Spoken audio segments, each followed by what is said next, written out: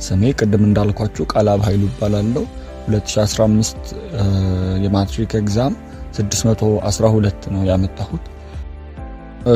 ይሄ ኮንተንቱ ከ9 እስከ 12 መሆኑን የሰማነው ኦልሞስት 11ኛ ክፍል መሀል አካባቢ ነገር ነው ወይም እኔ የሰማሁት ማለት ነው። እና ግን ኢን ጀነራል 11ኛ ክፍል ነው ለማትሪክ ዝግጅቴን ማድረግ የጀመርኩት።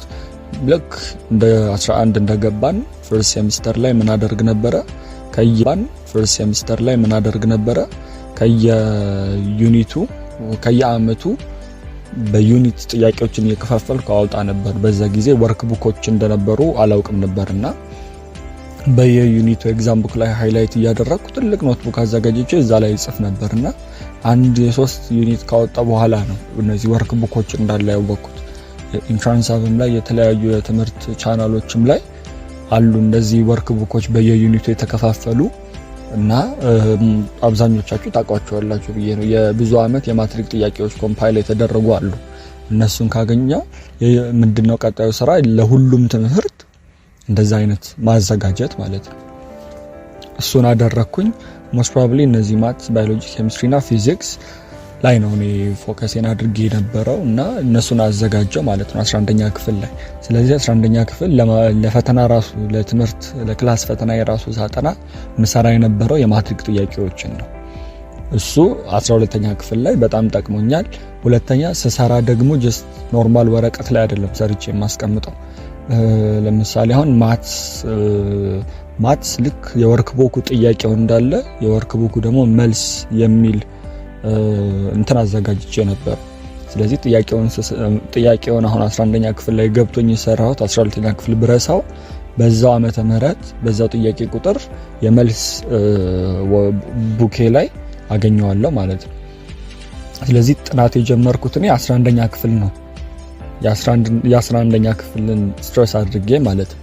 9ኛ እና 10ኛ ክፍልን የጀመርኩት 12ኛ ክፍል ላይ ስገባ ነው። ክረምት ትምህርት 12 እንደገባን እዛ ላይ ደግሞ ያደረኩት ምንድነው ክልክ ክረምት ትምህርት ወደ በጋ እየመጣን ስንመጣ የዩኒቶቹ ተመሳሳይ የሆኑ ቶፒኮች አሉ። ለምሳሌ 9ኛ ክፍል እና 11ኛ ክፍል 10ኛ ክፍል እና 12ኛ ክፍል የሚያያዙ ቶፒኮች አሉ። ኢንቫይሮንመንትን ስታጠኑ ኢኮሎጂን አንድ ላይ እንደማጥናት አይነት ነገሮች ማለት ነው። ከዛ አብረው መጠናት የሚችሉ ዩኒቶችን አወጣው፣ ብቻቸውን መጠናት የሚፈልጉ ዩኒቶችን አወጣው። ከዛ ሳጠናን በዛ መንገድ ነው ማለት ነው። ለምሳሌ 9ኛ ክፍልን ጨርሼ ወደ 10ኛ ክፍል ከዛ ወደ 11 ከዛ ወደ 12 ሳይሆን 9 ላይ ቶፒኮች አሉ። ለምሳሌ ከ9 አሁን ያላጠናኋቸው ፖርሽኖች አሉ። ምክንያቱም ሰፋ ብለው 12 ላይ ወይ 11 ላይ የሚገኙ ሊሆኑ ስለሚችሉ ማለት ነው። ለምሳሌ ደግሞ ባዮሎጂ እንደነ ክላሲፊኬሽን አይነት ቶፒኮች ብቻቸውን ለይቼ ስትረስ ሰጥቼ ለብቻቸው ያነበብኳቸው ቶፒኮች አሉ። እንደ ኢኮሎጂ ደግሞ እንደ ኢንቫይሮንመንት ደግሞ ከኢኮሎጂ ጋር አንድ ላይ ያደረኩ ያነበብኳቸው አሉ።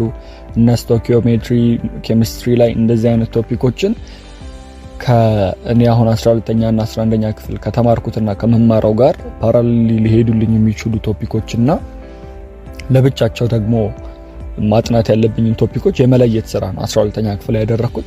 እሱ የጥናት መንገዴን እንዳልጨናነቅ በቃ ይሄንን በዚህ ጊዜ ያጠናለሁ ብዬ እንዳደርግም በጣም ረድቶኛል ማለት ነው። ስኬጁል የሆነ ያጠናን መንገድ እንዲኖረኝ በጣም ረድቶኛል። ስለዚህ ጥናት የጀመርኩት ከ11ኛ ክፍል ማለት እችላለሁ። ኤቭሪዴይ አላጠናም ማለት ኤቭሪዴይ ማላጠናበት ቀን ሳይሆን ይሄ የማጠናበት የስትረስ ደረጃ ወይም ደግሞ አቴንሽን ሰጥቼ የማጠናበት ደረጃ ይለያያል። ቀለል ያሉ ጥያቄዎችን እንሰራበት አለ፣ ከባባድ ኮንሰፕቶችን የማጠናበት ጊዜ አለ። ስለዚህ ትምህርት ያለቀንና ትምህርት የሌለቀንን ስኬጁሉ ይለያያል። ትምህርት ያለቀን ምንድነው የሚሆነው? እኔ ብዙ ጊዜ ጠዋት ነው የምነሳው 10 ሰዓት 11 ሰዓት እነሳና ከዛ የጠዋት ሩቲንን ከጨረስኩ በኋላ ቀጥታ ወደ ጥናት ነው። ብዙ ጊዜ ጠዋት ከበድ ያሉ ኮንሰፕቶችን ለማንበብ ይመቸኛል። ለኔ 11 ሰዓት ላይ ምናምን ፊዚክስ ላይ ከባባድ ኮንሰፕቶችን ማለት ከባባድ ባይባሉም መረዳትና አናላይዝ ማድረግ የሚፈልጉ ቶፒኮችን ጠዋት ላይ አነባለሁ። ከዛ ጠዋት ክላስ ካለኝ ወደ ክላስ ይሄዳለሁ። ትምህርት ቤት ውስጥ እነዛ ያዘጋጇቸውን ወርክ ቡኮች ነው የምሰራው። ወይ ከሰው ጋር እንረዳዳለን ወይ ደግሞ ኦሬዲ ካልሰራሁት እሰራዋለሁ ከሰራሁት ደግሞ የሰራሁት የከበዱኝን ጥያቄ ምልክት ያደረኩባቸውን ወይ መምህራንን እሰራለሁ ወይ ደግሞ ከኔ የተሻሉ የሚያውቁ ተማሪዎች ካሉ ያንን ጥያቄ የሰሩት እነሱ እንዲሰሩት አደርጋለሁ ማለት ነው። ክላስ ውስጥ በዋናነት ይሄ ነው።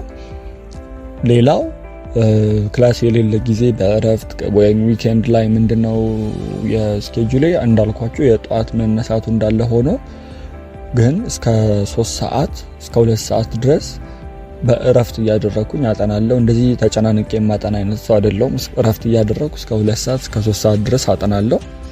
ከዛ በኋላ ላይብረሪ ነው የምገባው። ላይብረሪ እስከ 5 ሰዓት ከዛ ምሳ ብሬክ ወስድና ከዛ ደግሞ የቀረውን እስከ 10 ሰዓት ተኩል ያው ስኬጁል ሁሉ ጊዜ ፐርፌክት አይሆንም። አንዳንዴ ሰልችቶኝ የሚወጣበት ጊዜ ሊኖር ይችላል።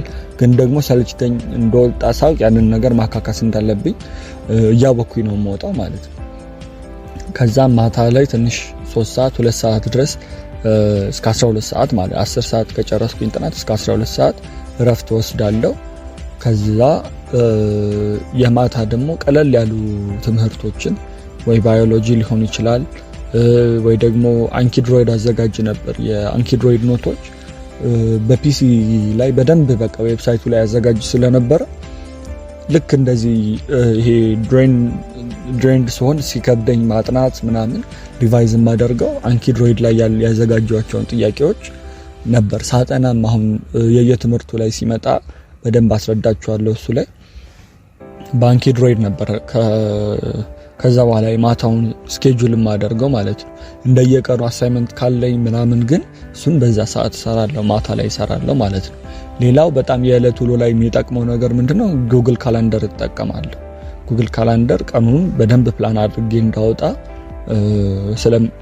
በጣም ይመች ስለነበረ ይሄን ያክል አያስቸግረኝም ፕላን ማውጣት። ከኔ የሚጠበቀው ያንን ያወጣሁት ፕላን መተግበር ነበር ማለት ነው። እና በየጊዜው ደግሞ ለአጭር ጊዜና ለረጅም ጊዜ ያጠናን ስኬጁሎች አወጣለሁ። ለምሳሌ ማጠናቸው ቶፒኮች አሁን ለፈተና ሲደርስ ማያይዛቸው ቶፒኮች አሉ። እንዳልኳችሁ ፈተና ኖረም አልኖረም ለምሳሌ ኢኮሎጂን ማጠና ከሆነ ዞር ብዬ ኢንቫይሮንመንትን ግዴታ ማየት አለብኝ ፈተና ላይ ቢካተትም ባይካተትም። ስኬጁሌን ማዘጋጀው ልክ ኦሬዲ በቃ ስዘጋጅ ለማትሪክ ነው ሁሌ ማጠናው ማለት ነው። ለክላስ ኤግዛምም ስዘጋጅ ለማትሪክ ኦሬዲ ኖተን ምንም ነው አዘጋጀው ለማትሪክ ይጠቅመኛል ብዬ ነው። ያ ደግሞ በጣም ይጠቅማል ማለት ነው። የተጠቀምኩ ነው ፕላን ማደርገው የኢንትራንስ 90 ቀን ቻሌንጅ ላይ አንድ ነገር ልበል። እሱ ስኬጁል ማውጣት ለሚቸገሩ ተማሪዎች በጣም አሪፍ ነው። ስፔሻሊ ደግሞ ባለቀ ሰዓት ምኑን ከምኑ ላጥና ብሎ ለሚጨነቅ ከመጀመሪያው ዴዲኬትድ ሆኖ ላልመጣ ሰው በጣም አሪፍ ነው። አጥንቻለሁ ብሎ ለሚያስብ ሰው ደግሞ እነዛን ጥያቄዎች እየሞከረ ራሱን እንዲፈትሽበት በጣም አሪፍ ነው ብዬ አስባለሁ። ስፔሻሊ ይሄ 90 ቀን ቻሌንጁ በጣም አሪፍ ነበረ። ብትጠቀሙበት በጣም የሚጠቅማችሁ ነው። የራሳችሁ ፕሮግራም ራሱ ቢኖራችሁ እየገባችሁ ያነዛን ጥያቄዎች ማየት እነዛን ኮንሰፕቶች መረዳት በጣም ነው የሚጠቅማው። ትምህርት ቤት እኔ ቪዥን አካዳሚ ነበር የምማረው። ጥሩ የሚባል ወይም አሪፍ የሚባል አስተዋጽኦ ያደርጋል። በተለይ መምህራኑ አሪፍ የሆነ አቴንሽን ነው ያላቸው ለተማሪዎቹ ማለት ነው። የሪቪዥን ክላሶቹ እንዲሁም ደግሞ ኖርማል ክላስ ውስጥ ስንማር ማትሪክ ኦሪየንትድ የሆነ ማለት ብዙ አመት የማስተማር ልምድ ስላላቸው እነዛ ጥያቄዎች እንዴት ሊጠየቁ እንደሚችሉ እነዛ ኮንሰፕቶች በምን መልክ መረዳት እንዳለብን ከሌላው ጊዜ በተለየ በደንብ ሲምፕሊፋይ አድርገው ያስረዱን ስለነበረ በተለይ ደግሞ የሪቪዥን ሴሽኖቹ በጣም ጠቅመውኛል ለኔ። ሌላው የክፍል ውስጥ የትምህርት ተሳትፎ ምን ይመስላል ነው። እኔ አክቲቭ ወይ ኢንተራክቲቭ ለርኒንግን የምጠቀም አይነት ተማሪ ነኝ። ማለት አብዛኛውን ነገር ክላስ ውስጥ ጨርሶ ለመውጣት በተቻለ መጠን ክላስ ሚስ ላለማድረግ ሞክራለሁ። ክላስ ሚስ ካደረኩኝ ኦልሞስት በጣም ከባድ ነው የሚሆነው ኪፕ አፕ ለማድረግ ማለት ነው። አንድ ቀን ክላስ ሚስ አድርገን ካላካካስነው ወዲያው መምህሩ ቀጣይ ገብቶ ሌላ ነገር ሲገባ ሌላ ሎድ ነው የሚሆነው። የሆነ ጊዜ እንደዛ አድርጌ ሀፕን ለመመለስ ከባድ ከስኬጁል እስከ መውጣት ድረስ የሚያደርግ ነገር ስለሆነ በተቻለ መጠን ፎከስ ሆኖ መማር ለሚፈልግ ተማሪ ክላስ አለ መቅረት። ከዛ ደግሞ እዛው ክላስ ውስጥ ኮንሰፕቶችን በደንብ ተረድቶ ለመውጣት መሞከር። በጣም ከመምህሩ የተሻለ በዛ ሰዓት ሊያብራራላችሁ የሚችል ሰው ላይኖር ስለሚችል በዛ መምህራችሁን እስካለበት ሰዓት ድረስ በደንብ ጠይቃችሁም ተረድታችሁም ኢቭን ከክፍል ውጪ ከወጣ በኋላ ይሄ ጥያቄ፣ ይሄ ኮንሰፕት፣ ይሄ ቶፒክ አልገባኝም ብላችሁ በደንብ መረዳት አለባችሁ። ብዙ ሰው የሚሳሳተው ምን ይሉኛል ብሎ ስለሚያስብ ነው። ምን ይሉኛል ብሎ ስለሚያስብ የጥያቄዎችን አይጠይቅም። ግን በኋላ የሚታየው ውጤታችሁ ነው እንጂ እንደዚህ ብለው ጠይቀው የነበረ እኮ እንዲህ አይነት ጥያቄ የሚጠይቅ ተማሪ ነው ተብላችሁ መገመትን አትፍሩ። ቤተሰቤ በተለይ እናቴ በተለያዩ መንገዶች ይረዱኛል። በትምህርት ደግሞ ሲሆን ሁሉ ነገር የተሟላ እንዲሆን ማለት እኔን ከትምህርቴ ላለማውጣት ወይም ከትምህርቴ አቴንሽንን እንዳይወስድ ምንም አይነት ችግር እንዳይፈጠር ያቅማቸውን ይረዱኛል። ከዛ ደግሞ ትራክ ውስጥ እዛው እንድቀጥል እቺ ያለችንን ጊዜ እንደ ተማሪ ልንዝል እንችላለን፣ እንደ እድሜያችን ልንዝል እንችላለን እና ያችን ጊዜ ጥሩ አይነት ሰፖርት በማድረግ ይረዱኛል ማለት ነው። እና ጥሩ የሚባል በጣም አሪፍ የሚባል ከቤተሰብ ግንኙነት አለኝ ማለት ነው። አብዛኛው የትምህርት ውጤቴ እኩል አይነት ነገር ነው። አቨሬጅ በተወሰነ ቁጥር የ3 ማርክ የ2 ማርክ አይነት ሬንጅ ያለበት ውጤት ነው ከአንድ ትምህርት ውጪና ይሄም አይ ቲንክ የሰጠሁት አቴንሽን ይመስለኛል። ከማትስ ልጀምርላችሁ። ማትስ የአመቱ መጀመሪያ ላይ ምንድነው የማደርገው ማለት የአመቱ መጀመሪያ ማለት ማትሪክ ከመቅረቡ በፊት ኖርማል ክላስ ለርኒንግ አለ። በዚህ መምህራችን በጣም ይረዳን ነበረ። ከበድ ያሉ ጥያቄዎችን ነበር ለፈተና የሚያወጣው እና ከበድ ያሉ ጥያቄዎችን ለመስራት ስንል በደንብ እናነባለን። ማትስ ላይ ብዙ ጥያቄዎችን በሰራ ነው ብዙ አይነት ጥያቄዎችን፣ ምክንያቱም የጥያቄዎቹ አይነት ስለሆኑ የሚለያዩት ኮንሰፕቱ አንድ አይነት ሆኖ ሊያከብደው ሊያቀለው የሚችለው የጥያቄው አይነት ነው። የሆነ የሽምደዳ አይነት ትምህርት አይደለም። ቁጥሮች ናቸው ሊቀየሩ የሚችሉት። ስለዚህ እነዛን ቴክኒኮች የጥያቄዎቹን አይነቶች ኦልሞስት ብዙዎቹን እስክናውቃቸው ድረስ በጣም ብዙ ጥያቄዎችን እንሰራ ነበረ። በተለይ ደግሞ ይሄ ቅድም እንዳልኳችሁ ወርክ ቡክ ላይ ያሉትን ጥያቄዎች በቃ በጣም ደጋግመን ነበር የምንሰራው። ለአንድ ስናስረዳ ስንረዳ በጣም ማትስ ላይ ጥሩ የሚባል ውጤት እንዳመጣ ያደረገኝ እሱ ነው። በጣም ጥያቄዎች ላይ ፎከስ እናደርግ ነበር። ከዛ ደግሞ ማትሪክ እየቀረበ በመጣ ቁጥር መስራት የምንችለውን ነገር ወደ ማጠንከር፣ ፎርሙላዎችን መሸምደድ፣ በደንብ በቃ ፎርሙላዎችን መረዳት፣ ጠንከር ያለውን ነገር ቀድመን ስለጨረስን ፎርሙላዎችን በደንብ መረዳት፣ ይሄ ጂኦሜትሪ ላይ ካልኩሌት የሚደረጉ ፎርሙላዎች፣ ኮሳይን፣ ሳይን ላይ የትሪጎኖሜትሪ ትሪግ አይደንቲቲዎች እንደዛ አይነት ነገሮች ማስታወስ የሚፈልጉና መሸምደድ የሚፈልጉ ነገሮችን ትሩ ፎልስ ላይ ሊመጡ የሚችሉ ነገሮች አሉ አይደለ ወይ? እና ደግሞ ጥያቄ ስንሰራ ኤክስ የገባብኝን ነገር እጽፍ ስለነበረ እነዛን ኤክስ የገቡብኝን ነገሮች ሪቫይዝ ወደ ማድረግ ነው ማትስ ላይ የገባሁት ማለት ነው። ቀጣይ ባዮሎጂ ነው። ባዮሎጂ ላይ አንድ በጣም በቃ ጠቅሞኛል ብዬ የማስባቸው ሁለት ነገሮች፣ የመጀመሪያው በጣም ጥሩ ኖት ማዘጋጀት። ጥሩ ኖት ሲባል ቶፒኮችን መርጅ አድርጎ ከሁለቱም የትምህርት ክፍል ማዘጋጀት። ለምሳሌ አሁን ማይክሮ ኦርጋኒዝም እኛ ስንማር ግሬድ 12 ዩኒት 1 ማይክሮ ኦርጋኒዝም ነበረ። ስለዚህ ማይክሮ ኦርጋኒዝምን ስናጠና ግሬድ 9 ይመስለኛል ግሬድ 9 or 10 ዲዚዝ የሚላለ ዩኒት 4 ላይ። ስለዚህ ማይክሮ ኦርጋኒዝምን እና ዲዚዝን የሚቀራረቡ ቶፒኮች ስለሆኑ ከዚህ ይበልጥ በደንብ የሚቀራረቡ ቶፒኮች ቢኖሩም እንደ ምሳሌ ይሄኛውን ጠቀስኩላችሁ። ኖት ሳዘጋጅ ማይክሮ ኦርጋኒዝምና ዲዚዝን አንድ ላይ ነው ማዘጋጀው። ስለዚህ ሳጠና ማይክሮ ኦርጋኒዝምን አጥንቼ ከዛ ዲዚዝን ሌላ ጊዜ ማጥናት አይጠበቅብኝም። ኦሬዲ በዛ ሙድ ውስጥ ማይክሮ ኦርጋኒዝምን ባጠናሁበት ሙድ ውስጥ የነዛን ማይክሮ ኦርጋኒዝሞች ኢፌክት የሆነውን ዲዚዝን አጠናለሁ ማለት ነው። እንደ ምሳሌ ይሄንን መውሰድ ትችላላችሁ። ባዮሎጂ ላይ ሌላኛው ጥያቄዎችን በጣም አብዝቶ መስራት። ባዮሎጂም ራሱ ኖት አንብባችሁ ከምትሸመድዱት በተጨማሪ ጥያቄዎችን መስራት። ጥያቄዎችን ደግሞ ስሰራ ምንድነው ለኔ የጠቀመኝ ቅድም እንዳልኳችሁ የአንኪድሮይድ አሁን ሳጠና በፒሲ ነበር ማጠናው እኔ መጽሐፍቶቹን ኢቭን መጽሐፍ እያለኝ ራሱ ፒሲ ላይ መጽሐፉን በፒዲኤፍ ከፍታለሁ። ከዛ ደግሞ ዌብሳይት ላይ አንኪድሮይድ የሚል ዌብሳይት ከፍታለሁ።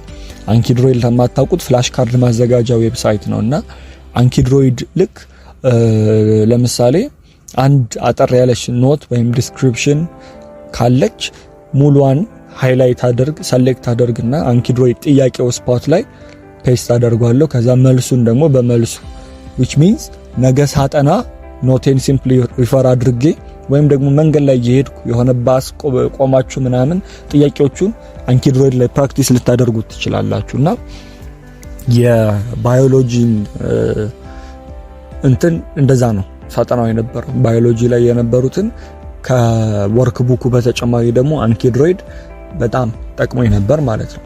ሌላኛው ኬሚስትሪ ነው። ኬሚስትሪም መምህራችን ክላስ ውስጥ በደንብ ጥርት አድርጎ ነበር የሚያስተምረን። ከዛ በተጨማሪ ደግሞ ኬሚስትሪ ላይ መሸምደድ ያለባቸውን ነገሮች አንኪድሮይድ ላይ ጥያቄ ያወጣለሁ። ከዛ በተጨማሪ ወርክ ቡክ ነው ኬሚስትሪ ላይ ኬሚስትሪና ማትስ በተለይ ወርክ ቡኮቼ ላይ በደንብ ነበር የምሰራው። የዞርኩ የደብተሮቼንም ሪቫይዝ አደርግ ነበር፣ ፈተናዎችን ሰራ ነበር። ኬሚስትሪ በጣም በቃ ከምንማረው በተጨማሪ አሁንም እንዳልኳችሁ ይሄ ለሁሉም ትምህርቶች ይሰራል። ጥያቄ ሆነው ሲመጡ እነዛ ኮንሰፕቶች ይለያሉና ይቅርታ አብዛኛውን ነገር የምናስተውለው ጥያቄ ስንሰራ ነው። ምን ያክል እንዳወቅን የምናውቀው ጥያቄ ስንሰራ ነውና ጥያቄ ስሰራ ነው። ፊዚክስም እንደዛው ፊዚክስ ላይ ኖቶችን ደጋግሜ አዘጋጅ ነበር። አንድ ዩኒት 3 ላዘጋጅ እችላለሁ። ኖቶችን ደጋግሞ ማዘጋጀት ፊዚክስ አሁንም አብዝቶ ጥያቄ መስራት ላይ ነው ማተኩረው የነበረው።